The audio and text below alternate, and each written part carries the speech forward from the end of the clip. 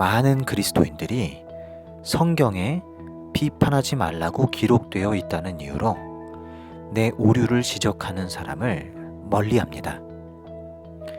예수님이 비판하지 말라 했는데 너 왜 지적질이야? 그러나 비판하지 말라는 예수님의 말씀은 그런 뜻이 아닙니다. 정확한 의미는 남을 심판대 위에 세우지 말아라 라는 뜻입니다. 우리는 내가 싫어하거나 혹은 문제가 있다 여기거나 남에게 피해를 끼치는 사람을 멀리합니다. 일체의 교류를 금하고 관계 개선의 여지를 두지 않고 위험한 존재로 규정합니다.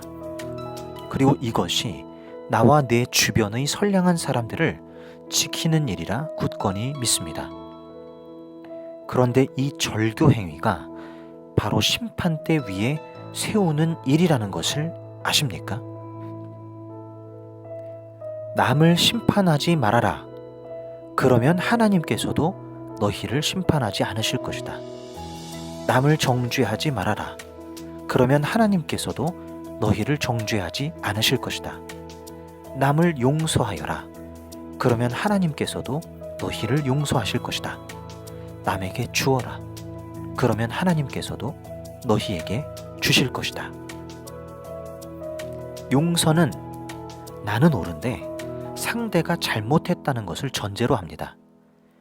옳고 그름을 분명히 하되 내가 할 일은 심판과 정죄가 아니라 용서라는 것입니다.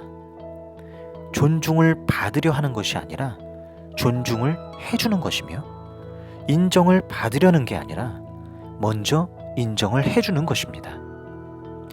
마음을 닫고 사는 것은 심신미약자들이 하는 행위입니다.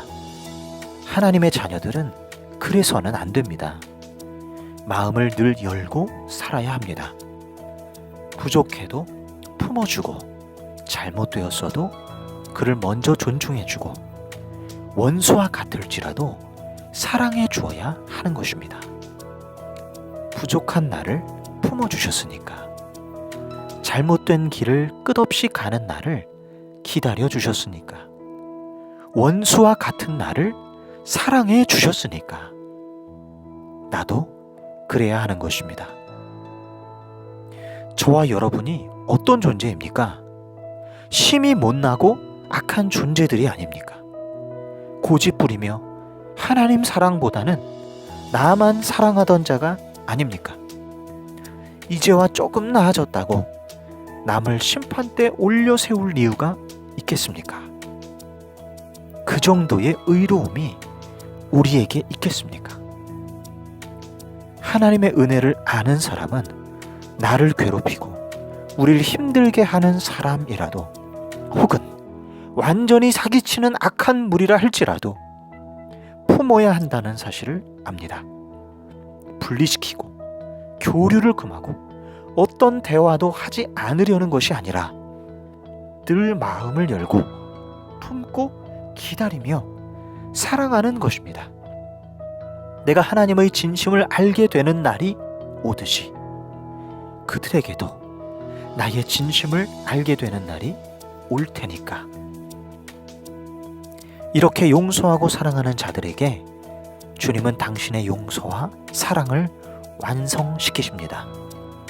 주 뜻대로 사는 자들에게 최종의 의를 선사하십니다.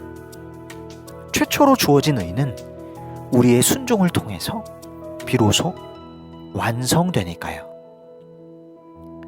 우리 이제 남을 심판대 위에 세우지 말고 사랑합시다. 사랑함으로 의를 완성합시다.